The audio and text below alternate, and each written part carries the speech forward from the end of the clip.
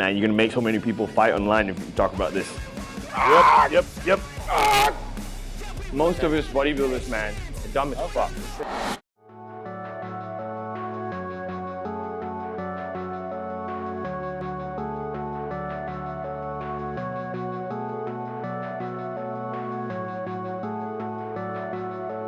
So we got legs today. We'll start with front foot elevated split squat. So we can load that, and then we'll go into squat variation. It'll be pendulum today. And then a leg press, we'll do the max pump one. And then we'll do a glute exercise. We'll see how it goes, how we feel. And then finish on high rep walking lunges. So that will be hard, yeah. That's that conditioning set right there. Yeah. All right, let's go. All right, let's go. Go. I feel good. Yes. I'm just tired. Like, and obviously at night, I'm like, fuck, go to bed, I'm starving. Fuck yeah. So I'm 3.5 down now, out of my 3.5 kg. Yeah, out of my expected 10, and I still have. As of today, I'm 5 weeks out. Crazy, bro. Time flies. Time is gonna fly. 6 weeks out. Sorry, 6 weeks out.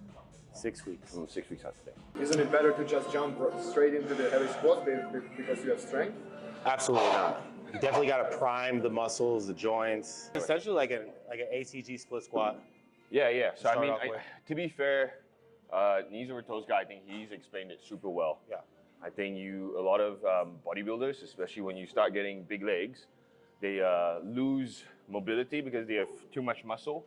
I think that's a fallacy. Unless you're literally huge, and you can't leg press, maybe, because then it takes up space. But everything else, because they don't train those ranges anymore. Because it's not.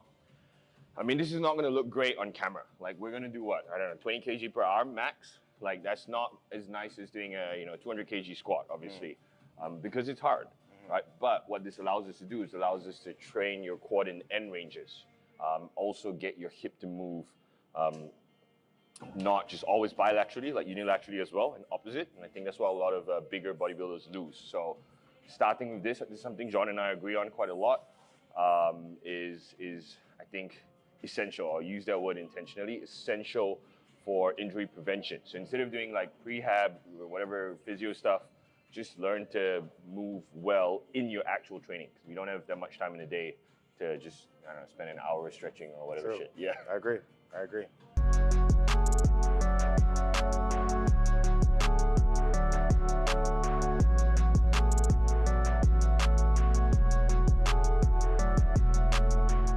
One thing I find is, for me, and we haven't spoken about this one actually, I hate warm-ups. Like, one warm-up set, I call it a feel-out set because I'm seeing how my body feels. Yeah. Even then, I wish I could jump right into it because I just want to train hard, but as fast as possible as well. I don't like wasting time. So something like this, whereby just the movement is so difficult, like it's already hard, but my legs can handle 45 kg, no problem, any day, right? So I get a chance to work, but also feel if I'm gonna be able to, like, is today gonna be a great day? Can I hit like some big weight on the pendulum, or like maybe I gotta back off? I don't have to spend 3 sets warming up for a pendulum because I'm gonna do a 120, you know? Yep. So that's why I really like having this at the start, except when I'm actually doing it in the moment.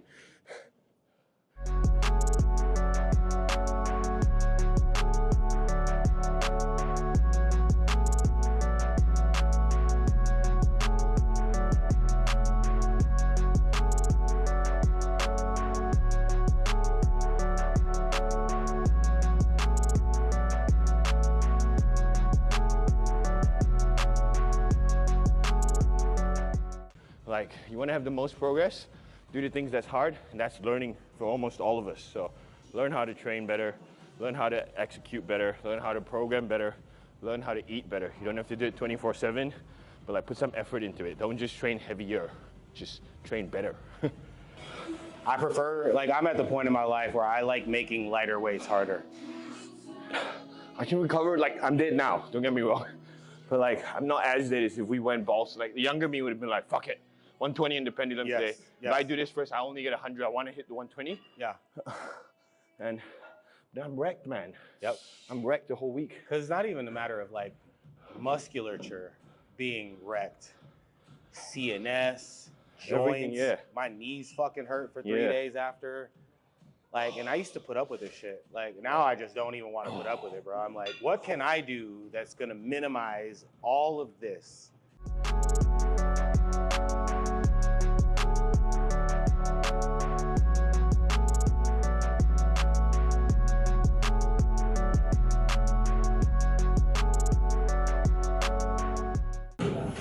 I think just following up on something that Ben had mentioned earlier is the split squat not necessarily being the sexiest exercise.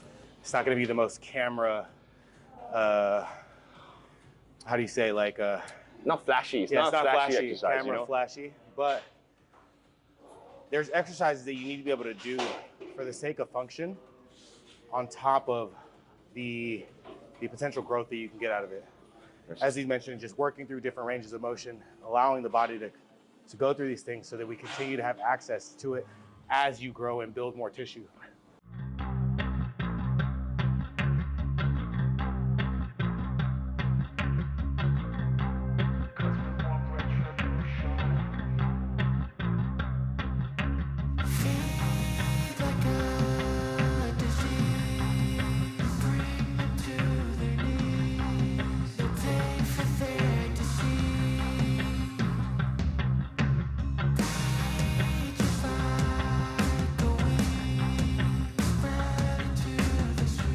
See how we go? Let's go.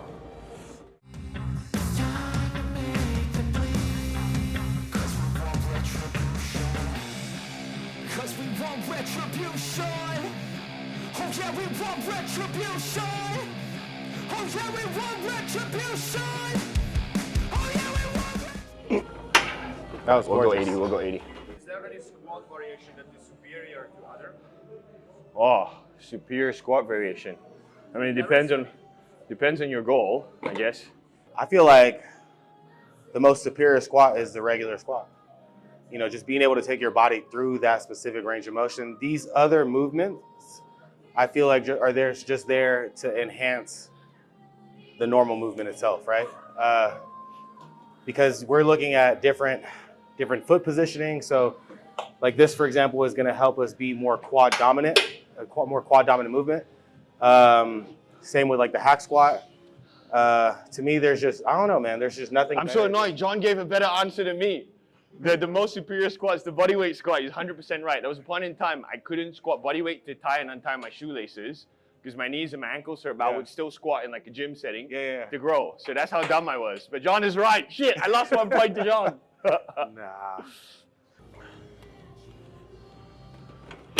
Oh, come on, man. Come on, man. Here we go. retribution. Oh yeah, we want retribution. Oh yeah, we want retribution. Yeah, we ran out of patience. We love with the cold hard hatred. I can feel the vibration. In the streets, it's a new sensation. I wanna break faces on the pavement. I wanna make greatness look complacent. Adrenaline weekend, I can taste it. We can make an impact, grab it, then take it.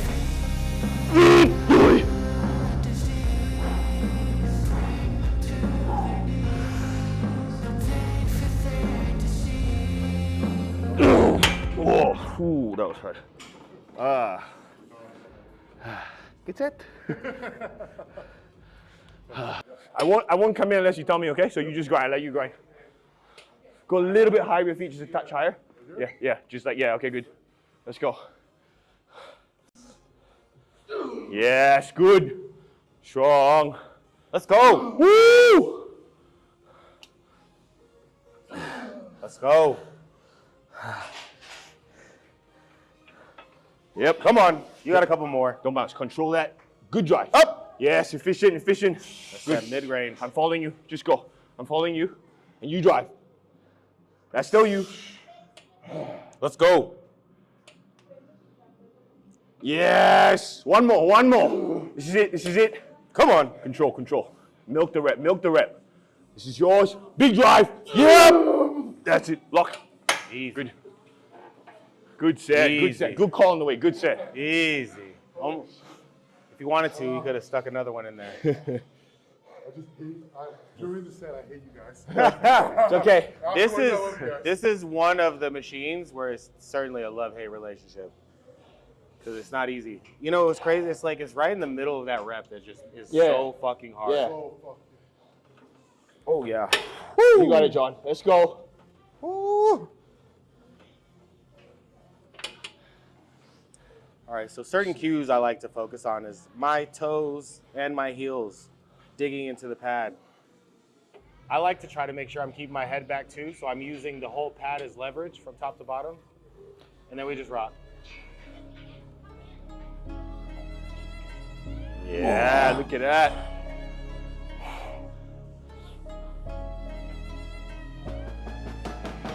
Good, good.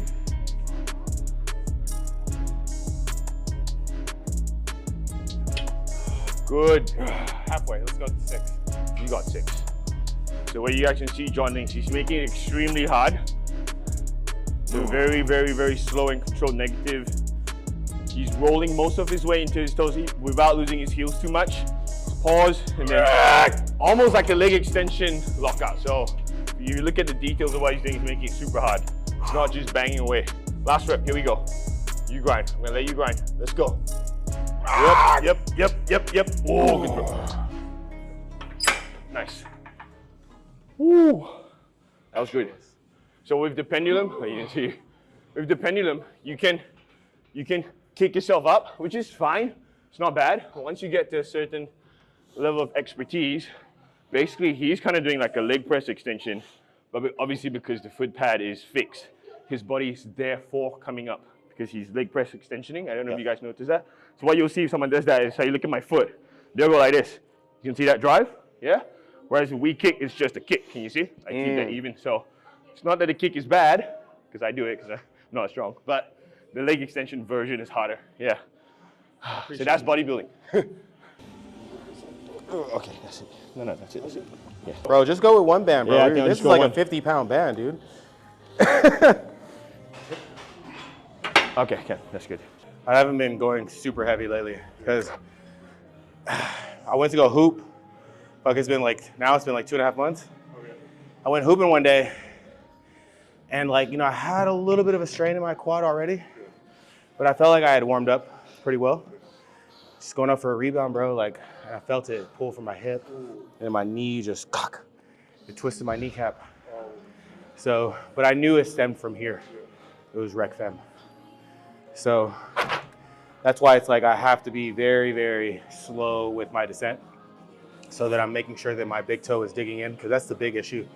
And one thing I noticed, even my morning routine, I'll do toe raises. So with the squats, so just kind of like this, just to warm that up. And then, but the focus is being able to get that feeling from the big toe, because I can feel how it runs all the way up. Tom Putt loved that. That was one of his big things. Yeah.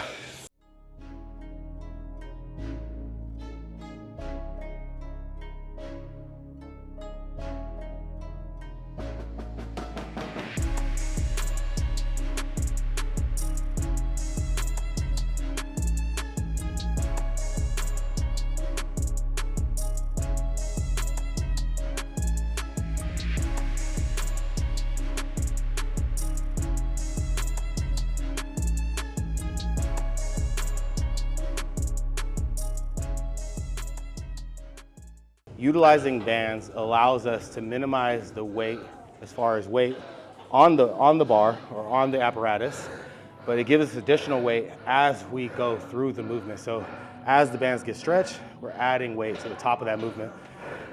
Better on the joints, the knees, and it's just another intensifier that you can use so that you can help propel yourself even further, build more strength. 105 for leg press. Consider it every day. Push you down? Yeah, thank you. Okay, here we go. 2.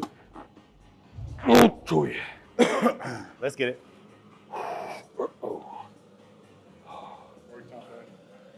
So one of the keys of this movement is we're looking to get as much knee flexion as we can, because this is going to allow the quad to stretch.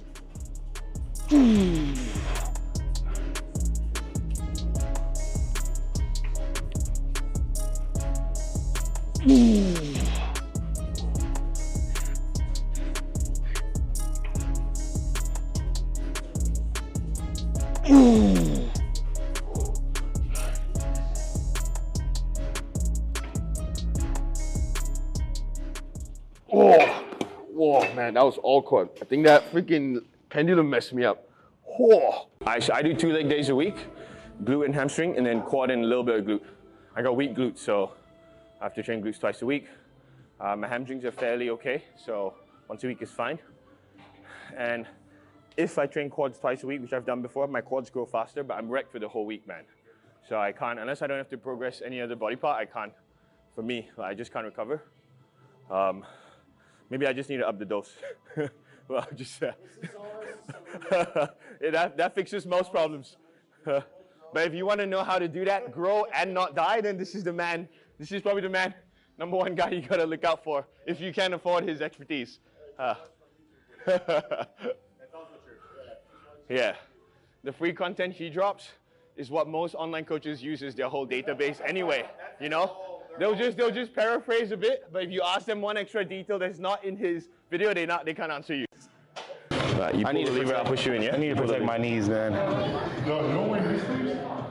I stopped wearing them. Off season, maybe for my top sets. So I stopped wearing knee sleeves. I stopped wearing wrist wraps. I stopped wearing straps. Any reason? Yes. I will explain after this. Bulletproof. That's the whole topic of Yeah. I feel like I'm losing my mind. Is everybody in the world blind? Please, Lord, give me a sign, a sign. I feel like I'm losing my mind.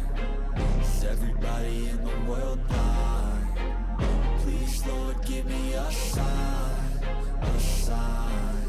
I wanna be the greatest. Everybody on the fake shit. I look around and feel like everybody is the fakest. I make this every day and I'm impatient, hoping one day I blow up from the basement. Statement, the top is so vacant. I don't hear shit that I think is amazing. Waiting for my day when I'm playing sold out shows for 1,000 faces. Hey, give me that crown, get in my way and to be put down. It ain't your place, all this my town. If I want that shit, then I'll get it right now.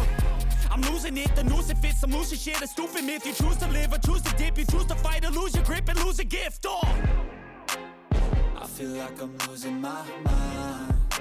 Is everybody in the world blind? Please, Lord, give me a sign, a sign. I feel like I'm losing my mind. Is everybody in the world blind? Please, Lord, give me a sign, a sign. Yeah. There's no mercy in this world, just hunger-thirsty persons in different versions. Each new update, that shit worsens. Why? Pull back the curtain and you'll see the different vermin. We all have different burdens that all seem to... Why did I stop wearing straps and the likes? Because I just felt like it's just adding a Band-Aid to everything.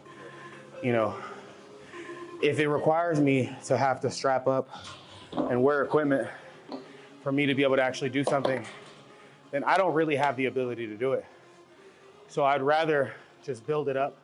Like we talked about, do these little things in order to build more joint integrity and strength within those stabilizer muscles, because that's really what we're basically disallowing ourselves to actually activate.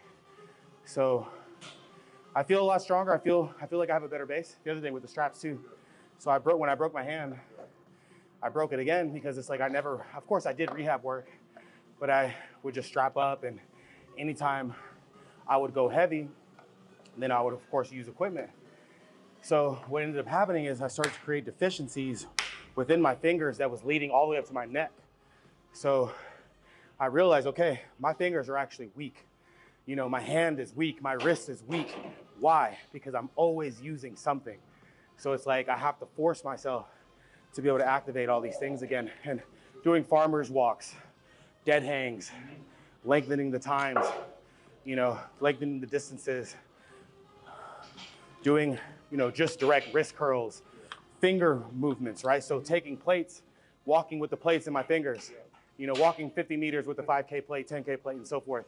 So I can actually build the strength up. And it's made a massive difference. Now, the balance between my left and right hand is much, much better, to where now I don't feel the pain in my shoulder that I was. So people don't realize the connection between literally the fingertips, how they lead all the way up to the neck, to the skull. Same with your toes, all the way up to here, even up to the top. So everything is connected, man. And I'm not saying that it's bad to use straps or knee wraps or this or that and the other on those really, really heavy movements just to play safe. Yeah. But I don't know, man. I'm just a big advocate of really being able to do things. Yeah. Do me a favor, don't treat me like a neighbor. Oh yeah, here we go. Different flavors of your problems just to savor. I've got my own issues. I need a comb to get through. Don't need to groan with you. Just go get your own tissue. I feel like I'm losing my mind. Is everybody in the world blind? Please, Lord, give me a sign. A sign. I feel like I'm losing my mind. Is everybody in the world blind? Please, Lord, give me a sign. A sign. That's it, the end of the song. Next time you sing along. I got you. Trust me, there's nothing wrong. I just need to Breathe, breathe. You got it, you got it, you got it. Yep. All day, all day. So my philosophy or mindset when it comes to rest times between sets, when you're taking sets to absolute failure like this is where you want to be able to rest 3 minutes, fuck, even 4 minutes, bro. There's nothing wrong with this, as long as the set is being taken to absolute failure. Now, for those of you that like shorter rest times, so this is where it's like, okay, if you just are on the go, you need to train fast, keep the short times, rest times short in between. You're not necessarily taking a lot of sets to failure. You may take 1 set to failure out of whatever the sets is per exercise, and then you can move on to the next one.